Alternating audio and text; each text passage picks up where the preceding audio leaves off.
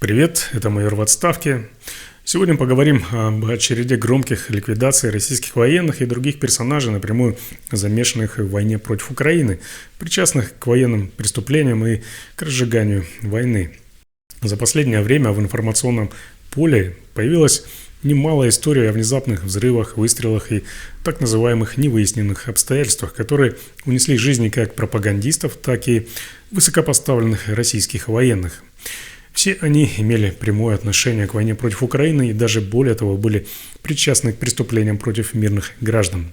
Давайте разберемся, кто именно, почему и как оказался в этом списке. Сразу скажу, что в условиях войны, которая началась по вине российских властей и конкретно по вине Путина, все эти персонажи являются законными военными целями для Украины.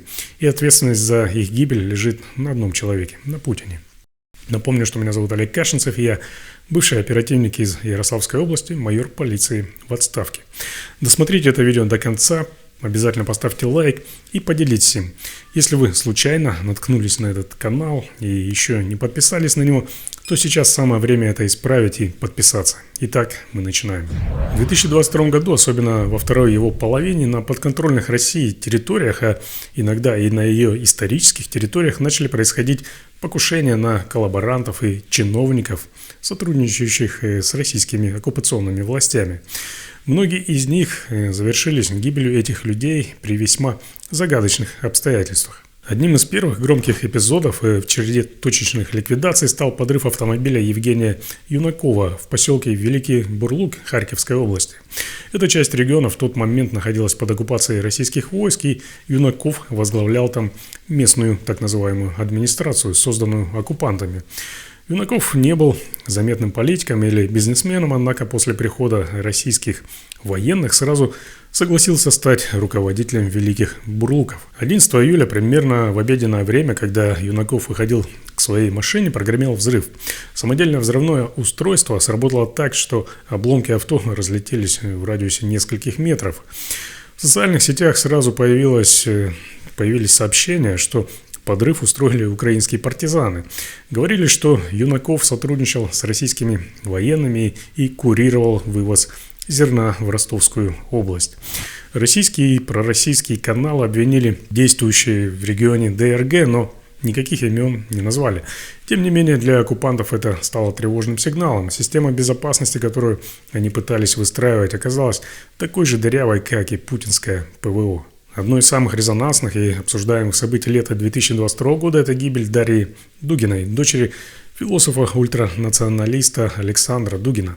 Случилось это в Подмосковье вечером 20 августа, когда она возвращалась с фестиваля, где выступал ее отец. Дугина была не просто дочерью известного идеолога русского мира, так называемого. Она сама активно вела пропагандистскую деятельность на нескольких каналах, выступала за войну как так называемый эксперт по украинскому вопросу, публично поддерживала войну и призывала к более жестким мерам против Украины. Около 21:30 автомобиль, которым управляла Дугина, взлетел на воздух. Следствие установило, что бомба была заложена в области переднего колеса. Сила взрыва оказалась настолько большой, что машину буквально разорвало на части. Дугина погибла сразу.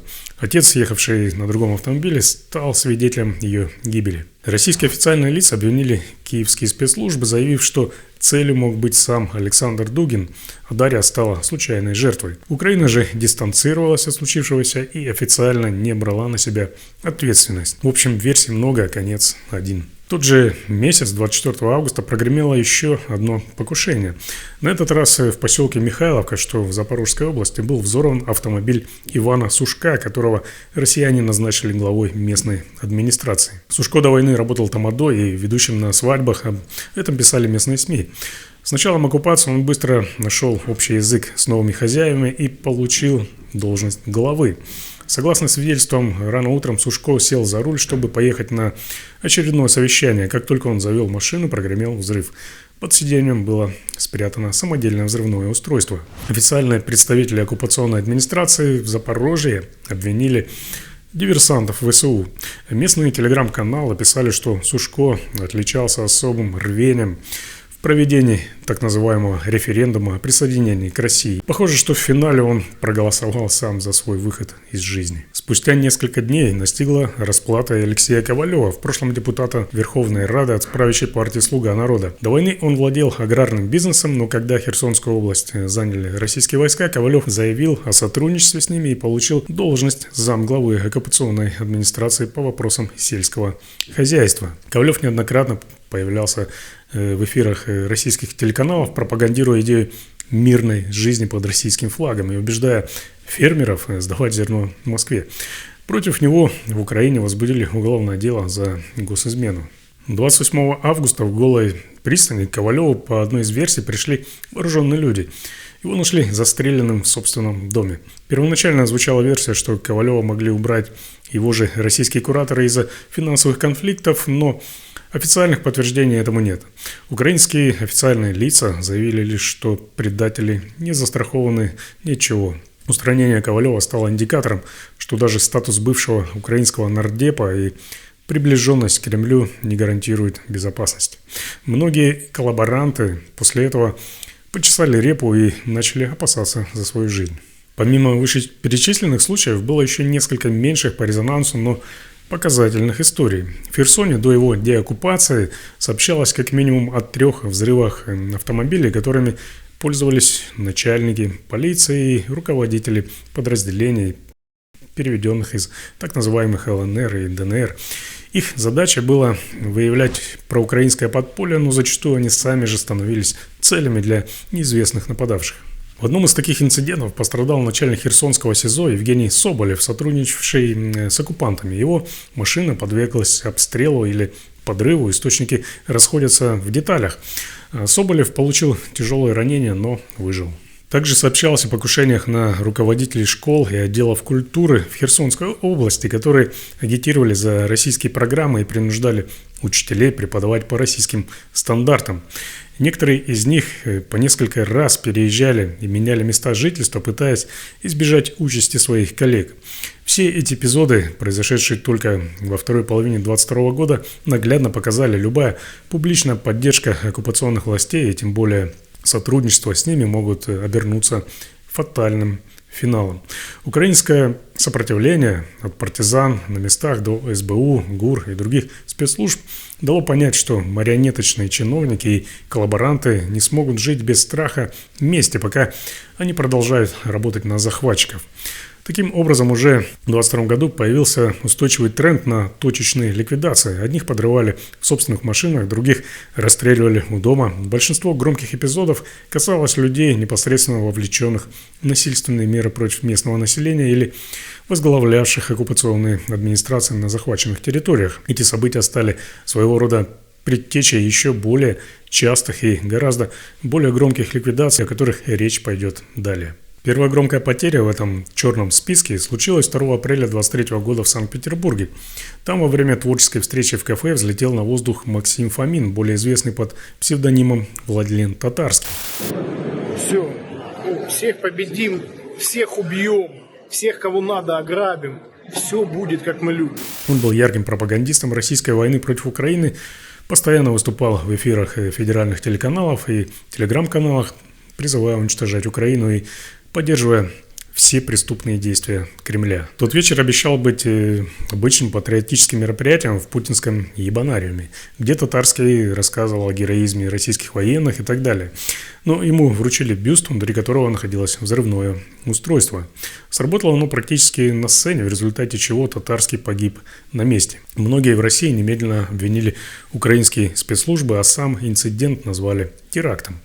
По подозрению в убийстве Владлена Татарского российские силовики задержали Дарью Трепову. По версии следствия, именно она вручила Татарскому статуэтку, в которой находилось взрывное устройство. Трепова сперва отрицала свою вину, однако вскоре признала, что передавала бюст. Подробности ее роли до сих пор остаются предметом споров, но официально ей предъявили обвинения в террористическом акте и незаконном хранении взрывчатых веществ. Ее приговорили к 27 годам лишения свободы в колонии общего режима. Недавно в Подмосковье одну из улиц назвали именем этого погибшего упыря. Но я уверен, что однажды ее обязательно переименуют в улицу Дарьи Треповой. В начале июля 23 года всколыхнула новости еще одна громкая смерть. В Краснодаре при утренней пробежке был застрелен Станислав Ржицкий, военный деятель, по данным некоторых расследований, причастный к планированию ракетных атак против Украины. Утверждает, что он был причастен к применению ракет «Калибр» по городам, в частности по Виннице, где погибли мирные жители, в том числе 4-летняя девочка Лиза. Он был виновен в нескольких военных преступлениях против мирных граждан. Около 6 утра Ржицкий совершал пробежку в городском парке. Шел сильный дождь, поэтому людей почти не было. Неизвестный произвел несколько выстрелов из пистолета Макарова, и Ржицкий скончался на месте. Украинская сторона намекала, что это возмездие за удары по мирным жителям. Кто-то даже заметил, что забрать у Ржицкого жизнь было проще, чем привлечь его к международному суду за совершенные военные преступления. Затем грянула сенсация. 6 декабря 2023 года в Подмосковье найден мертвым Илья Кива, бывший украинский депутат, сбежавший еще до начала полномасштабного вторжения.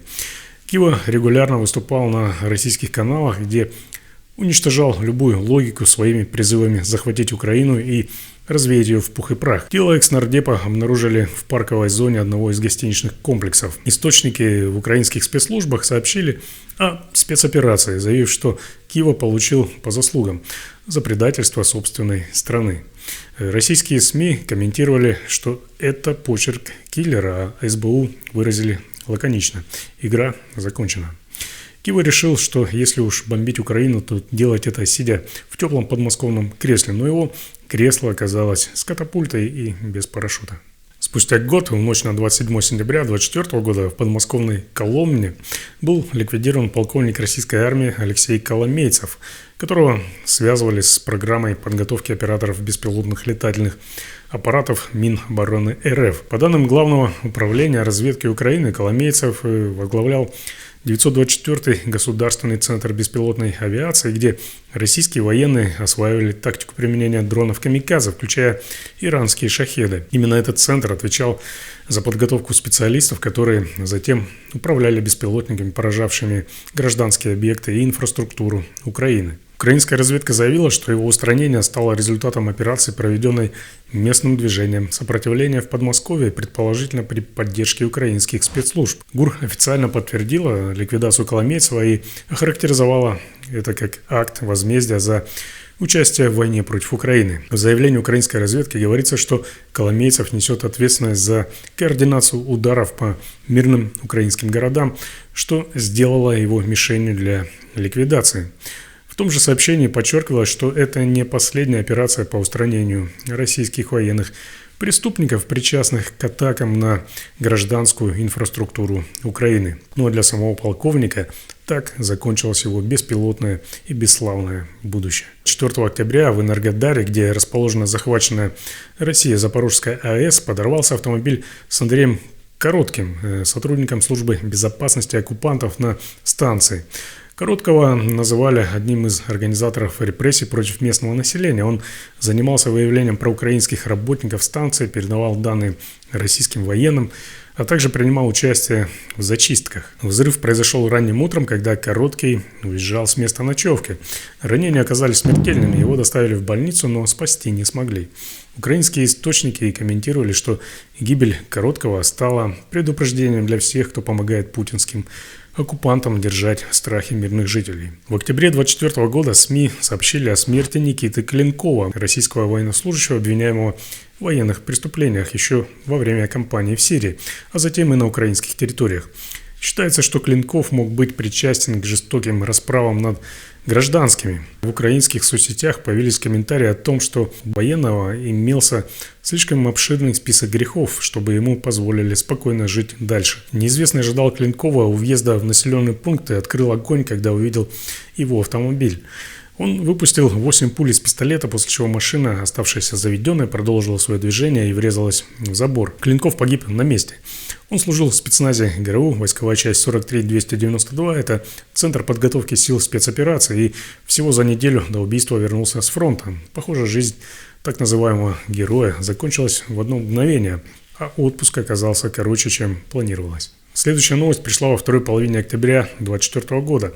Стало известно о гибели офицера Дмитрия Галенкова, которого обвиняли в участии в ракетных и бомбовых ударах по гражданским объектам в Украине. По информации ГУР, именно Галенков мог быть причастен к трагедии в Кременчуге, когда был нанесен удар по торговому центру и к обстрелу жилого дома в Днепре. Тело этого военного преступника обнаружили с травмами, которые, судя по всему, были нанесены тяжелым предметом, возможно, молотком. Это случилось в Брянской области, в селе Супонево, хотя точные детали до сих пор не подтверждены официально. Украинская разведка кратко прокомментировала это так: каждый, кто несет ответственность за гибель мирных людей, может стать нашей целью. Молоток возмездия был продемонстрирован в действии, и на этот раз инструмент правосудия был предельно прост и брутален. Офицер российской армии Валерий Транковский погиб при неясных обстоятельствах 13 ноября 2024 года. Он участвовал в боевых действиях на востоке Украины. Сообщалось, что именно Транковский имел отношение к ударам крылатыми ракетами по мирным городам Украины. В автомобиле, которым пользовался военный преступник, раздался взрыв. Источники указывали, Транковский получил тяжелые ранения и скончался до приезда скорой помощи. Подозрения пали то ли на украинское подполье, то ли на какие-то внутренние разборки среди российских военных кругов. Как ни крути, в ряды погибших фигурантов войны он тоже был записан. В итоге один умный взрыв заменил десяток неудобных вопросов от международных судов. 9 декабря 2024 года в Донецке взорвался автомобиль бывшего начальника Еленовской колонии Сергея Евсюкова. Это тот самый человек, при котором в Еленовке содержали украинских военнопленных, и в июле 2022 года случился взрыв, унесший десятки жизней. Евсюкова давно считали одним из главных организаторов издевательств над пленными и причастным к этому взрыву. Когда его ленд-крузер взлетел на воздух, пропагандистские ресурсы так называемой ДНР сразу обвинили во всем украинскую ДРГ. Однако мало кто в Донецке удивлялся тому, что Евсюков закончил так. Репутация палача у него была более чем четкая и черная. Мало кто удивлялся такому концу палача. Слишком уж много за ним тянулось подвигов. Видимо, и боевой внедорожник решил его напоследок как следует прокатить, но уже с огоньком. Одним из самых последних и самых громких ударов против военных преступников стал взрыв самоката 17 декабря 2024 года в Москве, когда погиб целый чертов генерал Игорь Кириллов. Он возглавлял войска радиационной, химической и биологической защиты вооруженных сил РФ и активно пиарил кремлевские рассказы про биолаборатории и химическое оружие Украины. Однако именно Кириллова СБУ обвиняла в реальном применении запрещенных отравляющих веществ на фронте против украинских военных. В тот роковой для него день генерал вместе со своим помощником вышел из подъезда на Рязанском проспекте в Москве. Взрывчатка была спрятана в обычном самокате. Все завершилось мгновенным взрывом, оставившим возле дома лишь воронку, выбитые стекла и 2 трупа. Кириллов и его помощник погибли на месте. Самокат стал универсальным средством передвижения, теперь уже и на тот свет. Рекомендую внести соответствующие поправки в ГОСТ. В самом начале 2025 года, 3 января, в Шуе, Ивановской области, прогремел взрыв, в результате которого смертельное ранение получил капитан Константин Нагайко, командир батареи 112-й гвардейской ракетной бригады, войсковая часть 03-333. По данным украинской разведки, он был напрямую причастен к нанесению баллистических ударов по территории Украины, в частности, к трагедии в селе Гроза в Харьковской области, когда погибло 59 мирных жителей. По версии телеграм-канала ВЧК ГУПУ, Нагайко вскрыл посылку, заложенную взрывчаткой, и получил тяжелые травмы головы и тела. Его пытались спасти в хирургическом отделении Шуйской больницы, затем экстренно перенаправили в Иваново, где врачи сделали трепанацию черепа, однако это не помогло. Капитан скончался спустя несколько дней. Российские официальные органы ситуацию не комментируют, а ГУР Украины подчеркивает, что подобная гибель стала справедливым возмездием за военные преступления. Что ж, весьма трудно поспорить. Ну и, наконец, в феврале 2025 года погиб Армен Саркисян, более известный как Армен Горловский. Этот человек имел криминальное прошлое и создал пророссийский батальон «Арбат» на оккупированных восточных территориях Украины, вербуя туда осужденных и рецидивистов. Также его называли правой рукой некоторых российских спецслужб на оккупированных территориях, где он занимался вопросами поставок вооружений и карательными операциями.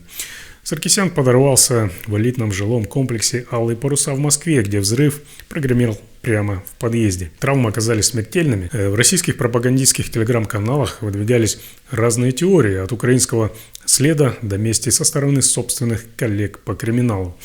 Но в любом случае кончина Саркисяна ознаменовала очередной штрих в череде громких ликвидаций военных преступников и коллаборантов. Можно сказать, элита отправилась в элитный ад. И если взглянуть на все эти смерти в строгом хронологическом порядке, вырисовывается любопытная цепочка.